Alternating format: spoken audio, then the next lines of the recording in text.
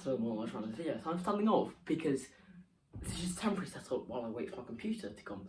So I'm standing up here, sorting out my desk over there. So I'm just standing up. But today, as you see in my title, we're going to be talking about my top 10 favourite theme parks. So I've been to about 12 or 13 different theme parks. I can't remember if I missed any on these rankings, but I'm pretty sure I haven't. So we'll start off straight away at the number 10 spot, which is Steinwagen Park in Germany. It may only be a small park, and but it's situated on a mountain. It's got a chairlift, it's got a powered coaster.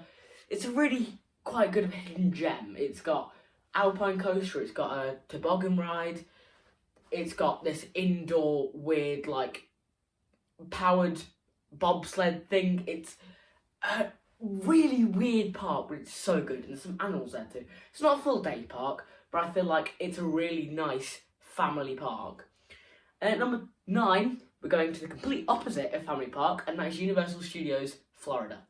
So I know this is a very unpopular opinion, but I don't particularly like Universal Studios Florida. I love Islands of Adventure, but I don't like Studios, because Studios doesn't really have much of a pull. Like, it's got Fast and Furious, terrible. It's got High Rocket, terrible. Plus the queues are skyrocketed, so that's not good. We didn't even get into the Harry Potter world on Men in Black when we went. And it's got Simpsons ride, that's not very good. So it hasn't got many good attractions. I mean, it's got pull attractions, like High Rocket, that is a pull attraction, but it's not a good pull attraction. So I wouldn't particularly want to go on that if I go there. Like, I wouldn't go, oh yeah, High Rocket's on a small queue, I might as well go on that. Even if it was on a small queue, I probably wouldn't go on it, because if you see my least favourite roller coasters video, then you'll know that I don't like High Rocket. It's my least favourite coaster I've ever been on, and that's saying something. So at number 8, we're going down to somewhere near London. I can't remember exactly, but it's Chessington World of Adventures. So it hasn't got many good rides. We've got Warriors of Jumanji, which is world class. It's really good. But other than that, Dragon's Fury, it's a marathon spinning coaster. If that's your pull attraction, that's a bit sad. You've got Vampire, bit rough. Scorpion Express doesn't want to exist at the moment. Rattlesnake, I don't like it. And it's got Tiger Rock, that's alright. But the fact that the park is so small, yet they let so many people into it, it just baffles me. Because that park gets absolutely crammed. Like, genuinely, there's been times where I've been walking past, like, Warriors of Jumanji, and there's been, like, a cloud of humans going that way and that way at the same time. And it's sometimes not even traversable. But yeah. Going down to the number 7 spot now is a better park, but not a thrill park, and that's Paultons Park. Also, kind of near Chessington. So it's got some very good theming at Paultons Park. Of course, just go over to Tornado Springs. That is now the second best themed area in the UK, just behind Forbidden Valley. But it's really good. It's got really good theming, except for like that Cobra area. But of course, they're bringing in many investments. Like this year, they're bringing in a small log flume. But the park just feels empty. It's only got 3 or 4 big coasters, and they're not even big. I mean, I suppose it is a family park, but they've got what's it called now? They've got Fight the Pterosaur, they've got Velociraptor, they've got Cobra, and Storm Chaser. That's what it was called. And they're the only big coasters, and they're not even thrill coasters. Family thrill. So like what Drayton's game. But yeah, it's still a very good park and very good themed. I feel like it could do with a new entrance area at some point though. Right, moving down to the number 6 spot, we have Legoland Windsor. So, I'm coming back to the overcrowding thing. As much as this, I'm pretty sure, is the UK's most popular theme park, it is quite overcrowded. But it's a bigger park, so it can space out, it doesn't feel as crowded. But Legoland's bringing constant investment, constant new rides, looks really good. Of course, in 2021 we had the Land of Mythica with the new, well, not new anymore, but Flight of the Skyline. That's the UK's first flying theatre, so that is very good. And of course, this year, in 2024, they're bringing these two dueling Sierra boomerang coasters, which is a major investment for the park. And they just keep investing to this park. It's got so much new rides coming in. It's absolutely crazy. I mean, yeah, they did take away Viking River Splash, so I'm quite sad about that. But other than that, the park is going very well. And I'm pretty happy with what they're going. Of course, they also have the new golf. They're getting the new, like, hotel blocks, whatever they're called. Like, lodges. So they're going to be quite cool this year. But yeah, that is Legoland. It's very good. But that's why I put it at the number 5 spot. The number 4 spot is a very local park. And it's quite close to home. And that is Drayton Manor. So, I've been going to Drayton Manor since I was born, pretty much.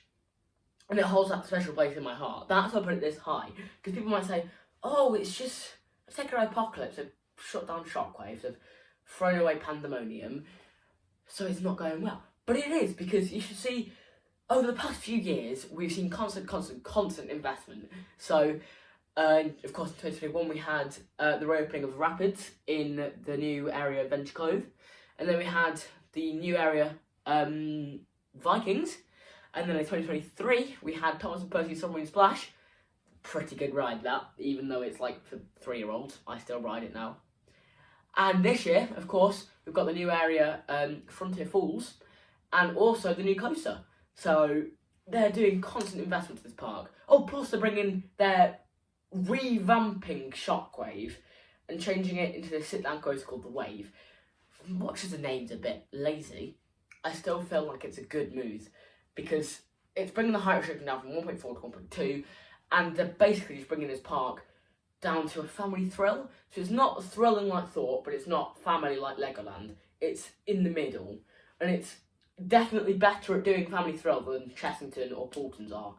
So that's why I put it this high on the list. So at the number 4 spot, we have Alden Towers Resort. So, yeah. In the past few years, they haven't been doing as well. So they've had the Retro Squad, bit bad. Poor maintenance of rides. So had a look at Galactica and Smiler last year. Disgusting. But it would have been quite lower down if it wasn't for this year. This year, it's going up, skyrocketing. New merch, brilliant. New rides, so they've redone Nemesis, such a high standard, absolutely brilliant. They've had their own Sparkle project, so that was brilliant. They've just done so much more brilliant stuff. They've reopened rides like Subterra, brought in Curse last year, all this stuff. Because of the new lead director, Bianca Sammer, and she's just made this park go so much better. So, yeah, that is the number 4 spot. Right, for the number 3 spot, we are going to head back to Universal. We've got Universal Islands of Adventure. So this park is very good. The theming is beautiful, immaculate. Like the world of Harry Potter, Jurassic Park. I mean, they're not doing much investment as they're doing Epic Universe at the moment, but still, the quality of the theming, the quality of the rides here at Islands of Adventure has kind of put it up my list. Because of course you've got Velocicoaster, Hagrid's, the Hulk, so they're all really good rides. Plus you've got rides like the Amazing Adventures of Spider-Man. Plus you've got the 2 rides in Toon Lagoon. I'm trying to remember the names of them now. You've got Popeye and Bluto's Build Rat Barges, and you've got the other ride which I still can't remember the name of. But yeah, 2 solid water rides. Plus you've got Jurassic World River Adventure. So you've got lots and lots of different rides at this park. Dark rides, flat rides, roller coasters, water rides. They've got a lot.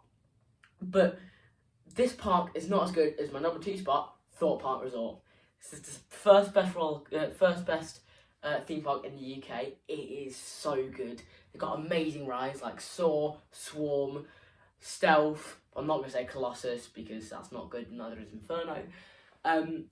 But Of course, they're bringing in Hyperia this year, which is going to be amazing for the UK.